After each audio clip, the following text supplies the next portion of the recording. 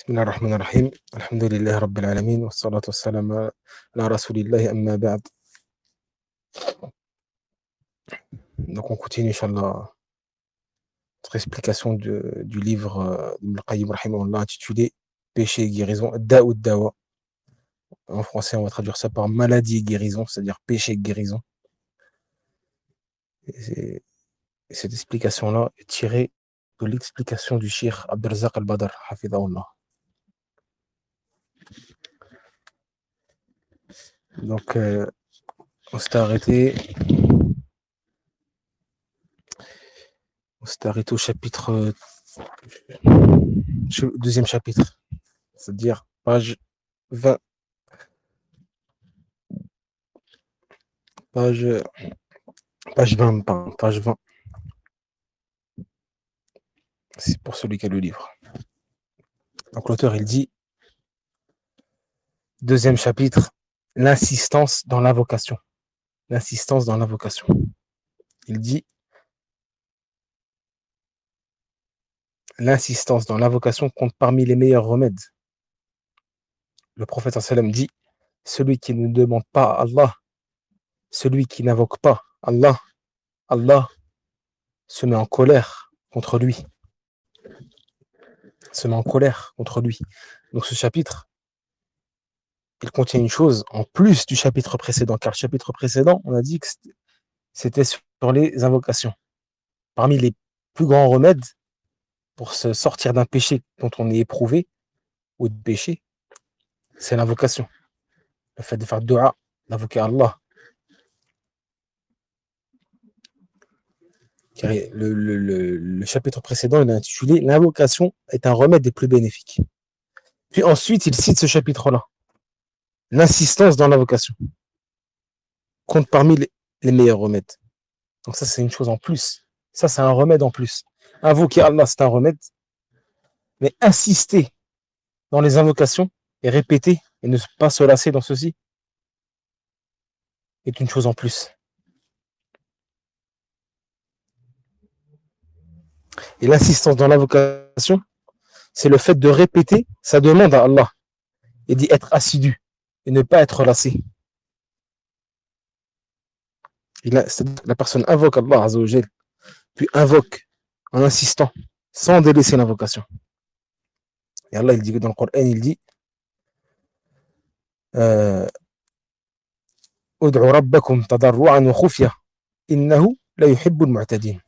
Il dit invoquez votre Seigneur en insistant et avec recueillement et discrétion. Certes, il n'aime pas les transgresseurs. Ud'u rabbakum tadarru'an. Tadarru', c'est quoi? C'est le fait d'insister dans les invocations. Donc il dit invoquez votre Seigneur tout en insistant. Donc tu insistes dans ta demande à Allah. Tu insistes. Et tu répètes. Et Allah Azza wa Jal, il aime ceux qui insistent dans les invocations. Donc c'est pour ça que l'auteur il dit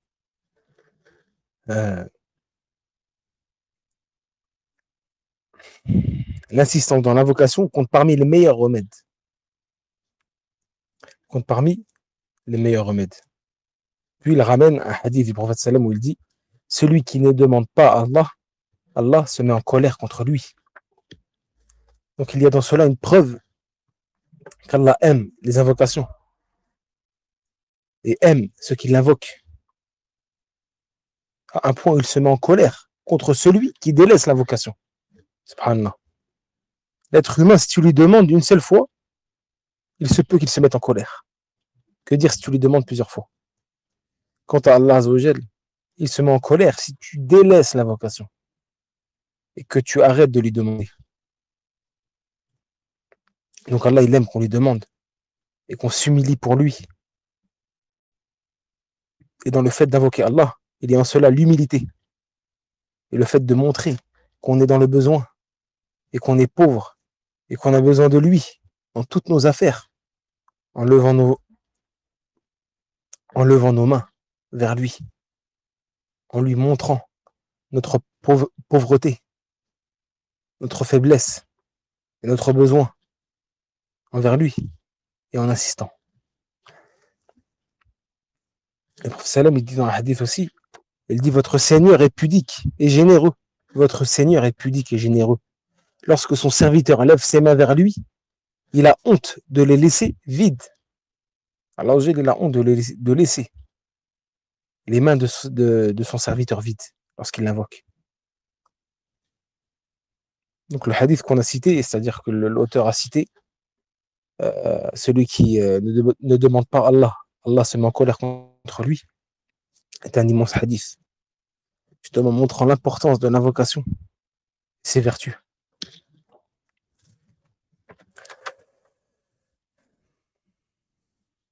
Et l'auteur, il dit, Ibn Qayyim continue, il dit, l'imam Ahmed rapporte, d'après Qatada, il dit, je n'ai trouvé comme exemple pour illustrer la situation du croyant que celui d'un homme sur un bout de bois au milieu des flots, au milieu de la mer, qui invoque Seigneur, Seigneur, afin qu'Allah le sauve.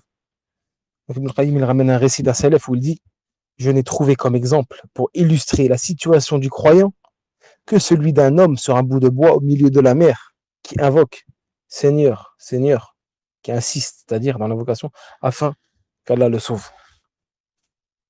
Afin qu'Allah le sauve. Donc dans ce récit-là, on a un bel exemple qui montre le besoin du serviteur envers les invocations et envers le fait d'insister dans cela. Donc il dit, l'auteur là, dans le récit, il dit, rapporté par un des salafs, il dit que la situation du croyant est comme celle d'un homme sur un bout de bois au milieu de la mer et des vagues. Imagine, par exemple, imagine qu'un homme est sur un morceau de bois et qu'il ne sait pas nager et il craint de tomber et de se noyer. Il est au milieu de la mer et des vagues, etc. Donc comment va-t-il invoquer Allah Azza wa Jal? Il va l'invoquer avec insistance. Ya Rab, Ya Rab, Ya Allah, ô Seigneur, afin qu'il soit sauvé, afin qu'Allah le sauve. Donc telle est la situation du croyant, du serviteur. Et si tu médites justement sur cela, sur ce récit-là, et que tu compares cela à notre époque, où les vagues de troubles se sont multipliées, les vagues de troubles et de tentations se sont multipliées, et qui noient les gens, et les écartent de la vérité, et les mènent à leur perte, et les poussent vers le faux, et les tentations, et les plaisirs, les ambiguïtés. Donc toutes ces vagues-là, qui sont les vagues des ambiguïtés, et les vagues aussi des passions, et des désirs, et des tentations, à cette époque, on ne peut être sauvé de tout ça qu'avec les invocations. Et en demandant la protection de cela à Allah, Azza wa Jal, en revenant vers lui, et en insistant, Ya Rab, Ya Allah, sauve-moi, protège-moi, guide-moi, en insistant, en lui demandant de nous raffermir et de nous protéger des troubles et des tentations de cette époque qui causent et mènent à la perte. Qu'Allah nous en préserve, surtout avec les moyens modernes, comme les téléphones, etc., Internet, etc. Donc, la personne doit toujours demander à Allah avec insistance et ne pas se lasser. Et Allah Azza wa Jal ne le décevra pas. Mais plutôt, il répondra justement à son espoir. Pardon. Et Allah, il dit quoi dans le Coran? Qu'est-ce qu'il dit à ce sujet? وَإِذَا سَأَلَكَ عِبَادِي عَنِّي فَإِنِّي قَرِيبٌ أُجِيبُ دَعْوَةَ الدَّاعِ إِذَا دَعَانِ فَاسْتَجِيبُوا لِي وَلْيُؤْمِنُوا بِي لَعَلَّهُمْ يَرْشُدُونَ. Il dit, et quand mes serviteurs t'interrogent sur moi, alors je suis tout proche. Je réponds à celui qui m'invoque lorsqu'il m'invoque. Je réponds à celui qui m'invoque lorsqu'il m'invoque. Qu'il réponde donc à mon appel et qu'il croit en moi afin qu'il soit bien guidé. Donc Allah il nous a promis qu'il nous répond lorsqu'on l'invoque.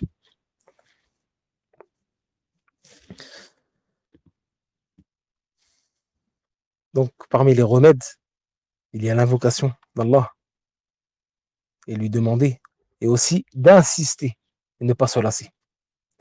Troisième chapitre, l'auteur il dit l'empressement concernant l'exaucement. L'empressement concernant l'exaucement. Donc l'auteur il dit parmi les erreurs qui empêchent tout effet de l'invocation figure l'empressement. Parmi les erreurs qui empêchent tout effet de l'invocation figure l'empressement, le fait de trouver long l'exaucement, si bien qu'on se désole et qu'on renonce à l'invocation, qu'on en délaisse. Il dit, celui qui agit ainsi est comparable à celui qui sème ou plante, entretient et irrigue son champ et qui, trouvant long la poussée et la récolte, délaisse et néglige ce qu'il a semé. Et le prophète sallam il dit, on exauce celui qui invoque tant qu'il ne se presse pas et dit j'ai invoqué mais on ne m'a pas exaucé. Donc ici là l'auteur il entame un autre chapitre et à travers ce chapitre là il nous avertit d'une erreur parmi les erreurs qui empêchent l'exaucement de l'invocation. Si cette erreur là est présente, elle sera la cause du non-exaucement de notre invocation. Et justement, dans ce chapitre-là, ainsi que dans les autres qui suivent, l'auteur évoque l'importance de respecter les conditions des invocations, les conditions de l'invocation, ainsi que les comportements adoptés dans l'invocation, et qu'il convient à celui qui invoque Allah de respecter toutes ces conditions, ces règles et ces comportements. Car ces conditions-là donnent à l'invocation une force. L'invocation sera forte par ces conditions. Donc celui qui invoque et respecte ces conditions, en invoquant Allah, il verra son invocation exaucée, Inch'Allah.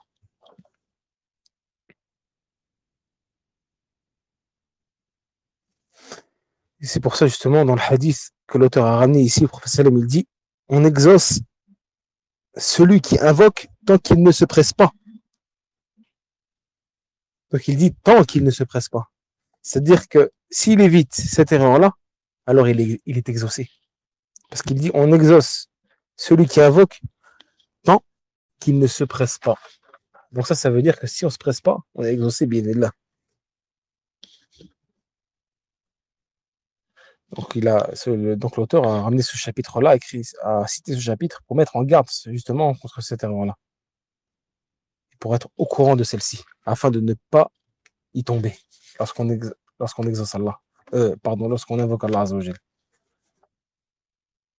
Donc il dit au début justement de ce chapitre, il dit parmi les erreurs qui empêchent tout effet de l'invocation figure l'empressement, le fait de trouver long l'exaucement, si bien qu'on se lasse et on délaisse l'invocation. Et malheureusement, ceci arrive à énormément de personnes. Ils invoquent une fois, 2 fois, 3 fois, ou il lève ses mains une fois, 2 fois, puis il se dit en lui-même, j'ai invoqué et je n'ai pas été exaucé. Et il délaisse l'invocation. Et le délaissement justement de l'invocation est une privation. La personne se prive d'un énorme bien lorsqu'il délaisse l'invocation. Et le compagnon Omar, qu'Allah l'agrée, il disait l'exaucement de mon invocation ne me préoccupe pas. Mais ce qui me préoccupe, c'est d'être privé de l'invocation. L'exaucement de mon invocation ne me préoccupe pas. Mais ce qui me préoccupe, c'est d'être privé de l'invocation. Donc le fait que la personne délaisse l'invocation est une privation. Il se prive d'un bien, d'un énorme bien. Et ceci, malheureusement, est très répandu au sein des gens. Lorsqu'ils invoquent 1 fois, 2 fois, 3 fois, pour un besoin ou une nécessité ou une urgence ou autre, il se dit j'ai invoqué et je n'ai pas été exaucé. Puis il va délaisser l'invocation. Donc parmi les règles de l'invocation à adopter, est que la personne doit être assidue quant à invoquer son Seigneur. Il doit insister et ne pas se lasser. Il ne doit pas désespérer concernant l'exaucement de son invocation. Et comme on l'a vu dans les cours précédents, le prophète sallam il a dit quoi dans le hadith? Invoquez Allah en étant convaincu qu'il vous exaucera. en étant convaincu qu'il vous exaucera. Et justement, cette conviction-là, si elle est présente dans le cœur de la personne, ce qu'on a cité juste avant, c'est-à-dire le fait de s'empresser et trouver long l'exaucement, ne lui viendra pas à l'esprit. Car celui qui a la certitude qu'Allah va l'exaucer, ceci va le pousser à insister dans les invocations et ne pas les délaisser et ne pas désespérer. Parce qu'il a la certitude, il a la conviction. Il sait que le prophète sallam a dit invoquez Allah en étant convaincu qu'il vous exaucera.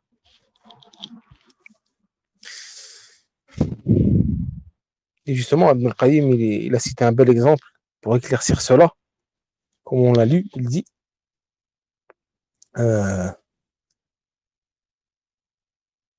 celui qui agit ainsi, il dit, c'est-à-dire celui qui invoque une fois ou deux fois, trois fois, puis désespère et délaisse l'invocation, il dit, il est comparable à celui qui sème ou plante, entretient et irrigue, et qui trouve long la poussée et la récolte, et délaisse et néglige ce qu'il a semé.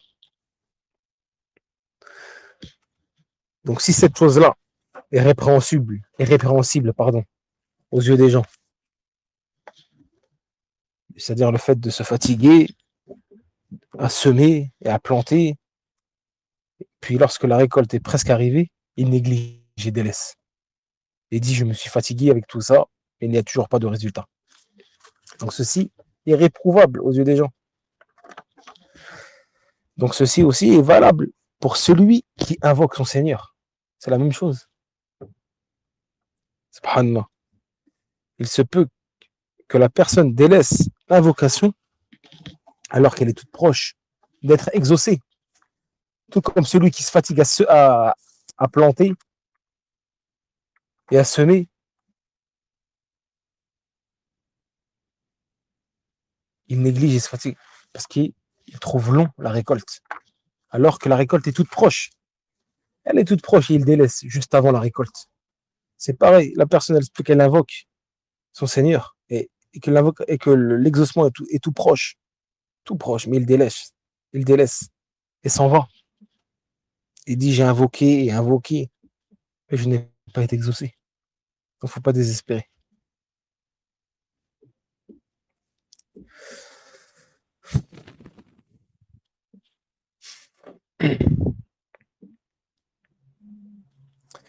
Et l'auteur, il ramène un hadith où il dit, le messager d'Allah, sallallahu alayhi wa sallam, il dit, on exauce celui qui invoque tant qu'il ne se presse pas. Il dit, on exauce celui qui invoque tant qu'il ne se presse pas. Il dit, j'ai invoqué, mais on ne m'a pas exaucé.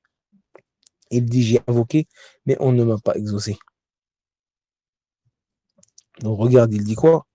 On exauce celui qui invoque tant qu'il ne se presse pas. Donc il n'y a pas de bien dans l'empressement, dans l'invocation. C'est-à-dire le fait de trouver long l'exaucement. Et plutôt ceci est une erreur, comme l'a dit Ibn al-Qayyim rahimahullah. Donc la personne ne doit pas s'empresser et trouver long l'exaucement. Et plutôt il doit insister et invoquer et répéter tout en espérant l'exaucement. Car Allah Azza wa Jalla nous a promis cela.